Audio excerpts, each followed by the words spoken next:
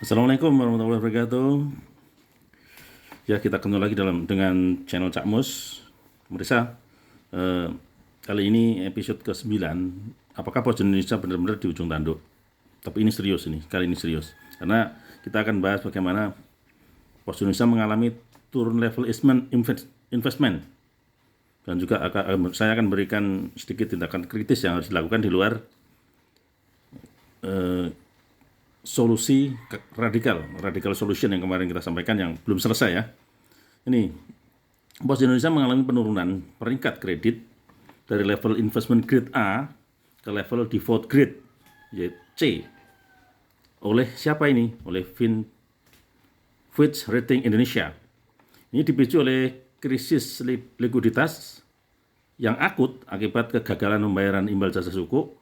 Dampak utamanya adalah lonjakan drastis dari risiko kredit near default, hilangnya kepercayaan investor, serta potensi penurunan peringkat lebih dalam lagi jika kewajiban tidak segera diselesaikan dalam masa tenggang.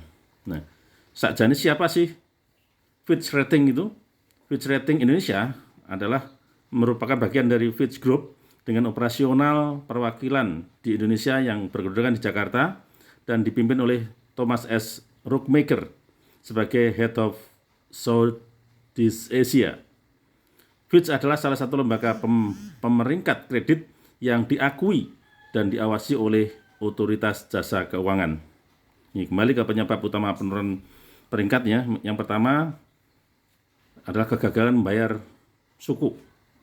Yang imbal jasa ke-6, suku ijarah berkelanjutan 1 tahap 1 tahun 2024, seri A sampai C senilai 24,12 miliar ini yang jatuh tempo di awal Juli 2026. Yang kedua, penyebabnya keterbatasan arus kas yang negatif.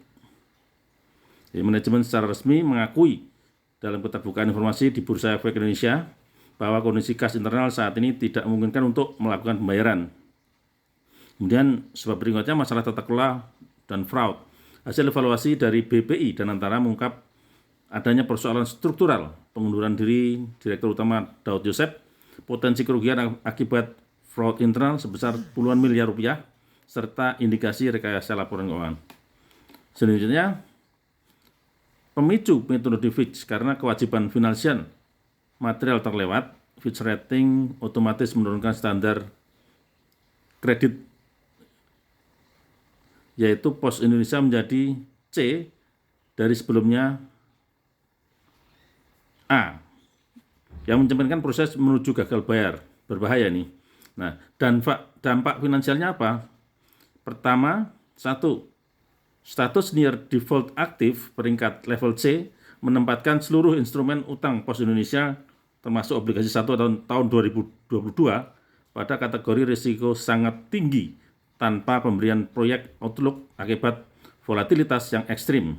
2. Ancaman downgrade, dan ini ya berbahaya, ke level D, default. Saat ini perusahaan berada dalam masa tenggang, grace period 14 hari kerja. Jika gagal bayar bertahan melewati batas ini, peringkat corporate akan jatuh ke RD, restricted default, dan peringkat instrumen utangnya menjadi D. Peningkatan biaya dana, cost of fund, jadi akses Posindo untuk menerbitkan surat utang baru atau mencari pinjaman bank di masa depan akan menjadi sangat mahal atau bahkan tertutup karena dicap sebagai emiten berisiko tinggi. Jadi untuk mendapatkan pinjaman dengan bunga murah sudah tidak bisa lagi. Kemudian dampak operasionalnya terbatas. Manajemen Pos Indonesia menyatakan bahwa penurunan peringkat kredit ini tidak mengganggu jalannya operasional harian atau kelangsungan usaha pelayanan pos nasional.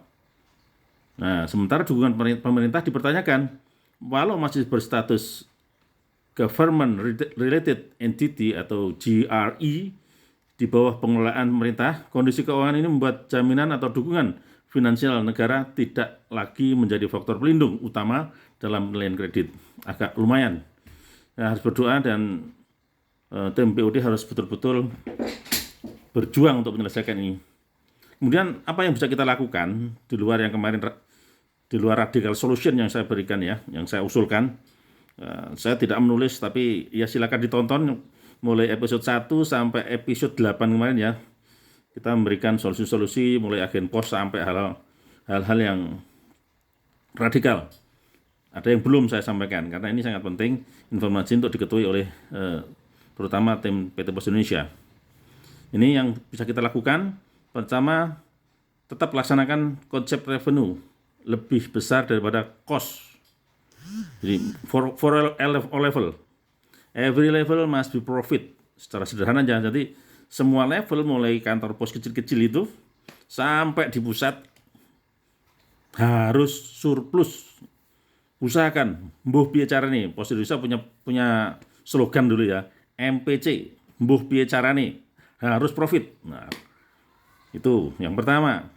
Yang kedua, perbaiki kinerja operasi sekaligus gempur pasar dengan upaya yang terstruktur dan masif. Menjual produk untuk merealisasikan poin 1 tadi itu. Ajak seluruh elemen untuk melakukan lembur tanpa bayar. Jadi lembur itu kan dibayar biasanya. Ini nggak usah dibayar. Menjual, masuk kemana-mana, tapi konsepnya tetap operasinya bagus. Karena yang kita jual adalah operasionalnya itu. Operasi bagus bisa dijual, tapi kalau kinerja operasinya jelek, dijual seperti apapun tidak berhasil. Jadi paralel, operasional perbaiki, kemudian menggempur pasar. Yang ketiga, usulan saya ini di luar yang radikal ya, properti ini ajak pensiunan untuk menghasilkan uang dari properti. Karena pensiunan yang paling tahu mana titik-titik aset yang bisa dijadikan uang.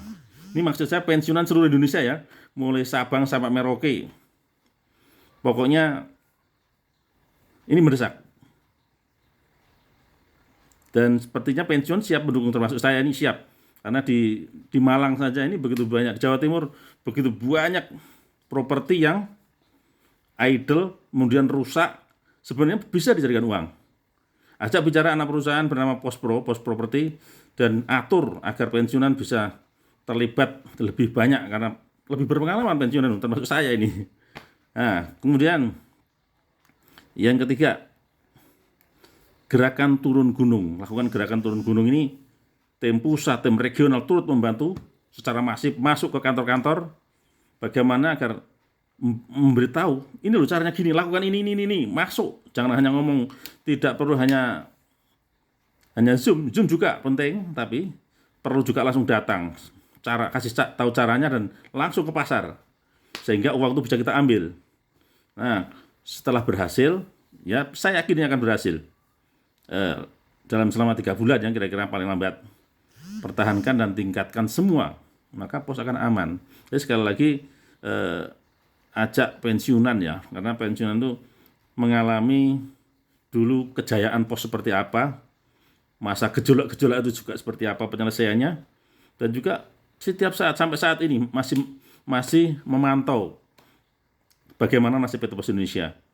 Ada diskusi yang cukup terstruktur ya, yang dilakukan oleh teman-teman pensiunan, dan ini perlu kita ajak bicara secara real ya, bukan hanya tidak di luaran sana, tapi akhirnya ngerasani. Lebih baik ayo ajak kami ini untuk berbicara. Oke, terima kasih atas perhatiannya. Mohon manajemen Pos Indonesia mau mengajak pensiunan, termasuk kami ini, untuk bagaimana biar Pos Indonesia selamat. Saya tutup. Assalamualaikum warahmatullahi wabarakatuh.